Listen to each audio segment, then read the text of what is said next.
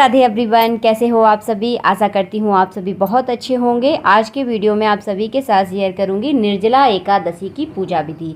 निर्जला एकादशी साल की सबसे बड़ी एकादशी मानी जाती है। तो सबसे पहले देखिए, नीचे आप चौक पूर लें, उसके ऊपर चौकी या पटा जो भी आपके पास हो आप उसे बिछा लें। उसके ऊपर आप पीले कलर का कपड़ा बिछाएं, क्योंकि श्री हरि को पीला वस्त्र बहुत ज़्यादा पसंद है। तो हो सके तो पीला वस्त्र ही आपको बिछाना है। तो देखिए, मैंने यहाँ पे पीला कपड़ा यहाँ पर बिछा दिया है। और साल की सबसे बड़ी एकादशी मानी जाती है निर्जला एकादशी। तो इस दिन आप कलश स्थापना ज़रूर करें।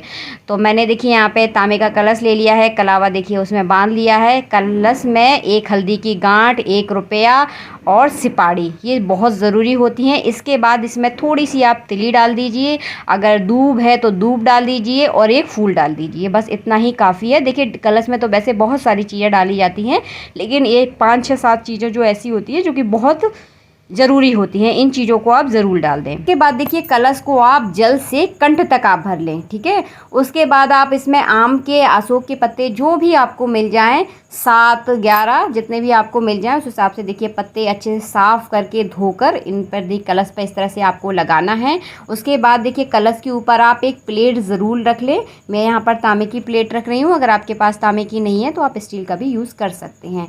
उसके बाद देखिए, हमने यहाँ पे स्वास्तिक बना लिया है। अगर आप हल्दी से बनाते हैं, चंदन से बनाते हैं तो बहुत अच्छी बात है, अगर नहीं है तो रोली का भी आप यूज़ कर सकते हैं। उसके बाद देखिए, प्लेट के ऊपर थोड़ी सी आप तिली ज़रूर डालें, खाली प्लेट कभी नहीं रखी जाती। इसके बाद देखिए, यहाँ पे हमने पानी वाला यहाँ पे नारियल लिया है, नारियल के ऊपर कलावा बांध दिया है और इस तरह से देखिए आप नारियल रखते हैं। तो हो गई, ये हो गई हमारी कलश स्थापना। तो कलश स्थापना करना बहुत सरल होता है, सिंपल सादा तरीके से देखिए हमने कलश स्थापना कर दी। कलश के नीचे थोड़ी सी तिली आपको ज़रूर रखना है, खाली नीचे कलश नहीं रखा जाता, आसन देकर कलश रखा जाता है। इसके बाद देखिए, हमने यहाँ पर दीपक को प्रज्वलित कर लिया है। उसके बाद करेंगे हम भगवान को स्नान। तो स्नान कराने के लिए देखिए, मैंने यहाँ पर कांसे की प्लेट ले ली है। आपके पास अगर कोई और बर्तन है तो आप उसे ले लें, लेकिन अपने खाने पीने के बर्तनों का आप यूज़ ना करें, इस चीज़ का आप विशेष ध्यान रखिए। इसमें देखिए, मैंने यहाँ पर स्वास्तिक बना लिया है, थोड़ी सी तिली डाल दें, थोड़े से पुष्प डाल दें। देखिए, भगवान को हमेशा आसन देकर ही बिठाला जाता है, बिना आसन के कभी नहीं बिठाला जाता। तो इस चीज़ का आप थोड़ा सा ध्यान रखें।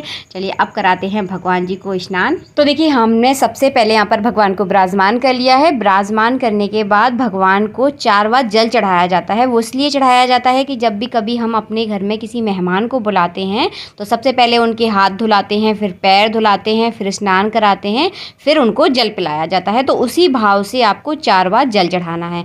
मेरे पास यहाँ पर शंख है, तो शंख में जल भरकर मैं 4 बार यूँ चढ़ाऊंगी। इसके बाद देखिए, निर्जला एकादशी बहुत विशेष एकादशी है, तो इस दिन आप पंचामृत से स्नान ज़रूर कराएं। अगर पंचामृत अगर आपके पास किसी कारणवश अगर नहीं है तो यहाँ पर आप गंधोदक स्नान भी करा सकते हैं। गंधोदक स्नान क्या होता है, थोड़ा सा मैं आपको यहाँ पर बता दूँ। जल में चंदन का पाउडर घोलकर उसी से स्नान कराने को बोलते हैं गंधोदक स्नान, ठीक है। यहाँ पर पंचामृत से स्नान कराने के बाद मैंने यहाँ पर शुद्ध जल से भगवान जी को स्नान करा दिया है। शुद्ध जल से स्नान कराते समय इस बात का आप याद रखें कि बिल्कुल भी भगवान के शरीर पर पंचामृत लगा ना रह जाए, पूरे अच्छे से साफ़ हो जाए, इस चीज़ का आप ध्यान रखें।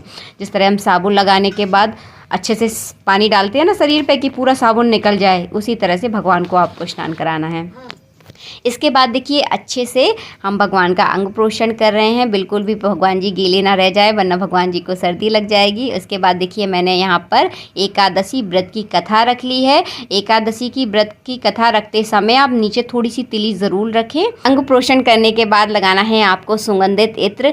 सुगंधित इत्र भगवान को आप ज़रूर लगाएं। स्नान के बाद ही हमेशा सुगंधित इत्र लगाया जाता है। तो देखिए, हल्के हल्के हाथों से आपको मसाज करनी है, बिल्कुल हल्के हल्के हाथों से। मैं वीडियो की स्पीड थोड़ी सी बढ़ा देती हूँ, इसलिए ऐसा लगता है कि बहुत जल्दी जल्दी कर रही हूँ, लेकिन बिल्कुल हल्के हल्के हाथों से आपको मसाज करनी है, क्योंकि हमारे बाल गोपाल का जो शरीर है वो बहुत ज़्यादा कोमल है। लगाने के बाद देखिए, मैं भगवान को यहाँ पर लंगोटी पहना रही हूँ। तो आपके पास देखिए, अगर बाजार की लंगोटी है तो आप उसको पहना दीजिए, अगर नहीं है तो इस तरह की देखिए सूती कपड़े से आप सिंपल तरह से लंगोटी बना सकते हैं। मैंने पहले की वीडियो में कई बार शेयर भी किया है। और देखिए, हमारे भगवान जी लंगोटी पहन के बिल्कुल रेडी हो चुकी हैं। और निर्जला एकादशी पर हो सके तो नई पोशाक आप भगवान जी के लिए लेकर आएँ, अगर संभव हो सके। अगर नहीं हो तो कोई दिक्कत नहीं है, आपके पास जो भी अच्छे से भगवान की पोशाक हो आप उसे भी पहना सकते हैं।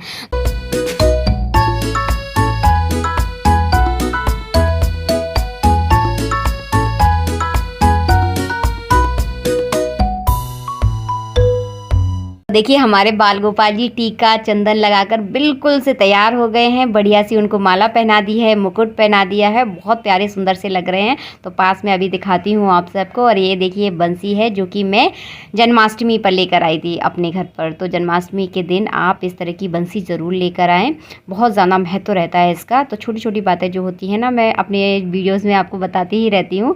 चलिए अब स्टार्ट करते हैं पूजन करना। तो सबसे पहले आपको दीपक का पूजन करना है। तो दीपक के पूजन के लिए आप एक फूल लेंगे, फूल में थोड़ी सी चंदन लगा देंगे, थोड़ी सी तिली लगा देंगे और दीपक पर चढ़ा देंगे कि उसी मन से और भाव से चढ़ाना है कि आप दीपक का पूजन कर रहे हैं। उसके बाद देखिए इसी तरह से आप कलश का पूजन कर लें। तो ये पूजन करने का जो तरीका है सबसे बढ़िया और सरल तरीका यही है। इसके बाद देखिए हमने तस्वीर रखी है, तस्वीर का भी देखिए इसी तरह से आप पूजन कर दें, चंदन लगा दें, थोड़ी सी तिली लगा दें और भगवान पर इस तरह से चढ़ा दें। ये पूजन का सबसे सरल विधि है। इसके बाद देखिए हम जनेऊ चढ़ाएंगे और कलावा के रूप में वस्त्र चढ़ाएंगे। तो ये भी देखिए हम तस्वीर की पूजा कर रहे हैं, तो तस्वीर पर भी आप इस तरह से जनेऊ और कलावा आप ज़रूर चढ़ा दें। उसी प्रकार से देखिए हम भगवान जी को भी इस तरह से देखिए फूल चढ़ा देंगे। अगर आप माला लेकर आए हैं तो आप माला चढ़ा दें। इसके बाद देखिए हम एकादशी व्रत कथा का भी हम पूजन करेंगे। तो हमने एक फूल ले लिया है, फूल में थोड़ा सी चंदन लगा देंगे, थोड़ी सी तिली लगा देंगे और देखिए इस तरह से व्रत कथा की भी हम पूजा कर देंगे। इसी तरह से देखिए हमारे सभी देवी देवताओं का यहाँ पर पूजन हो गया है। तो ये बहुत सरल तरीका है पूजन करने का। तो देखिए मैं अपने वीडियो में हमेशा आपको सरल तरीका दिखाती हूँ। और आप पूजा करते समय श्री हरि के नाम का आप ज़रूर जप करते रहें, इस चीज़ का आप याद रखें। और देखिए हमने यहाँ पर गरुड़ घंटी को भी रख दिया है। इसके बाद देखिए हम भगवान जी को यहाँ पर चढ़ाएंगे फल। तो मौसम में जो भी फल आते हैं उन्हीं का हमेशा भोग लगाया जाता है। तो इस मौसम में खरबूजा, तरबूज और आम बहुत ज़्यादा आते हैं। तो इनमें से तीनों चीज़ों में से आप कोई भी चीज़ का यहाँ पर भोग लगा सकते हैं। तो देखिए मैंने यहाँ पर आम का भोग लगा दिया है। इसके बाद देखिए कैरी बहुत ज़्यादा विशेष है, इस चीज़ का आप याद रखें। निर्जला एकादशी में कैरी ज़रूर चढ़ानी है आपको। निर्जला एकादशी में कैरी के टुकड़े को अपने मुंह में रखना होता है आपको दिन भर, लेकिन इसके जूस को आपको चूसना नहीं होता, क्योंकि निर्जला एकादशी का जो व्रत होता है वो एक तपस्या से कम नहीं है। तो अगर आप इस तरह से कर सकते हैं तो आप ज़रूर करें। और देखिए जितना आप में सामर्थ्य हो आप उस हिसाब से अपने हिसाब से व्रत करें। तो जिन लोगों में अगर इस तरह का सामर्थ्य है वो इस तरह से कर सकते हैं। जूस को आपको चूसना नहीं है, सिर्फ मुख में रखना है। जब भी इसका जूस आपके मुंह में आता है तो उसको आपको बाहर निकाल देना है। इसके बाद देखिए कलश, इस तरह का मिट्टी का कलश बहुत ज़्यादा ज़रूरी है। तो आप इस तरह का मिट्टी का कलश लेकर आएँ। आज के दिन मिट्टी के कलश में शरबत भरा जाता है। तो नींबू पानी का जो शरबत होता है वो आप भर सकते हैं, आम का शरबत बना सकते हैं, कैरी का शरबत बना सकते हैं। तो देखिए शरबत तो देखिए बहुत तरह के होते हैं। पहले के ज़माने में तो देखिए इस तरह से किया जाता था, जल में सिंपल शक्कर डाल दी जाती थी और वही शरबत हो जाता है। तो बस इसी तरह का शरबत बनाकर आप इस कलश में भरें। यहाँ पर देखिए इसमें मैंने कलावा बांध दिया है, स्वास्तिक बना दिया है। आज के दिन इस कलश को दान किया जाता है। निर्जला एकादशी में आप इस तरह के मिट्टी के कलश में आप शरबत ज़रूर भरें। छोटा बड़ा आप अपने हिसाब से ले सकते हैं, आप कितना बड़ा दान करना चाहते हैं ये आपकी श्रद्धा है। किस तरह का शरबत दान करना चाहते हैं ये भी आपकी श्रद्धा है। मैंने कई तरह के आपको बता दिए। कुछ नहीं है अगर आपके पास तो सिंपल जल में आप थोड़ी सी शक्कर डाल दें, उसे मीठा जल बनाकर भी आप शरबत दान कर सकते हैं। उसके ऊपर देखिए आपको फल ज़रूर रखना है, कोई सा भी फल रख सकते हैं। जो देखिए खासकर मौसमी फल का दान विशेष माना जाता है, तो आप मौसमी फल का दान ज़रूर करें।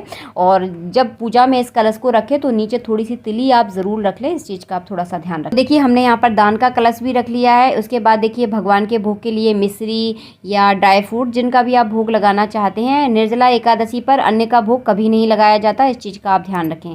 देखिए हमने यहाँ भोग में काजू रख दिए हैं। उसके बाद देखिए हम सभी भोग में जितने भी सामग्री हमने यहाँ पर भोग में चढ़ाई है सभी में तुलसी पत्ता ज़रूर डालेंगे। कलश में जिस कलश में आपने शरबत रखा है उसमें भी आप तुलसी का पत्ता आप ज़रूर डालें। उसके बाद देखिए हमने यहाँ पर फल पर भी तुलसी का पत्ता रख लिया है। ड्राई फ्रूट जो हमने भोग में रखे हैं उन पर भी आप तुलसी का पत्ता ज़रूर डालें। बिना तुलसी के पत्ते के भगवान भोग नहीं लगाते। और इस तरह की देखिए मंजरी वाली तुलसी आप भगवान को ज़रूर अर्पण करें निर्जला एकादशी पर। वैसे तो देखिए रोज़ ही हमें भगवान पर तुलसी चढ़ानी चाहिए, लेकिन निर्जला एकादशी एक विशेष एकादशी मानी जाती है। जो साल भर में एक भी एकादशी का व्रत नहीं कर पा रहे हैं किसी कारणवश, तो वो सिर्फ निर्जला एकादशी का अगर व्रत करते हैं तो उन्हें पूरे 12 महीने की एकादशियों का फल मिलता है। इतना महत्व होता है इस एकादशी का। तो निर्जला एकादशी का व्रत ज़रूर करें।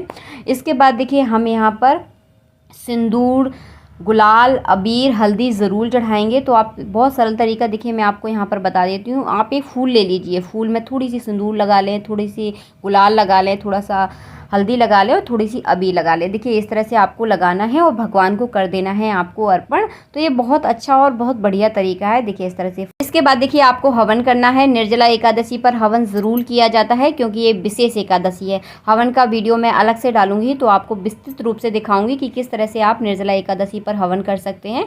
तो देखिए आपको हवन ज़रूर करना है।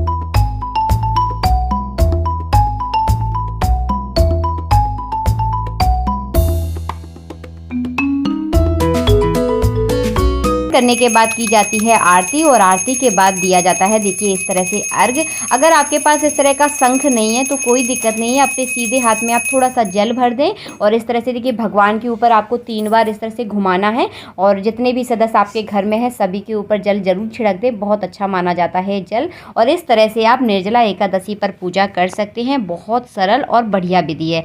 एकादशी पर जो लोग पूरे साल भर की एकादशियों के व्रत करते हैं उन्हें निर्जला एकादशी पर निर्जल रहने की कोई आवश्यकता नहीं है, वो फलाहार कर सकते हैं। ऐसा देखिए हमारे गुरुजी का मत है, इसीलिए मैं आप सबके साथ यहाँ पर शेयर कर रही हूँ। लेकिन जो लोग पूरे साल भर की एकादशी के व्रत नहीं करते वो इस एकादशी पर निर्जल ज़रूर रहें, इस बात का आप विशेष ध्यान रखें। और उसके बाद एक बात और आती है, अगर आपके शरीर में इतना सामर्थ्य नहीं है तो आप संध्या के समय इस कलश को दान देने के बाद आप जल पी सकते हैं। तो देखिए आपके शरीर के सामर्थ्य के हिसाब से आप अपना व्रत करें, जिस तरह से आपके शरीर में सामर्थ्य हो। मिलती हूँ आप सबसे नेक्स्ट वीडियो में, जब तक के लिए जय श्री राधे।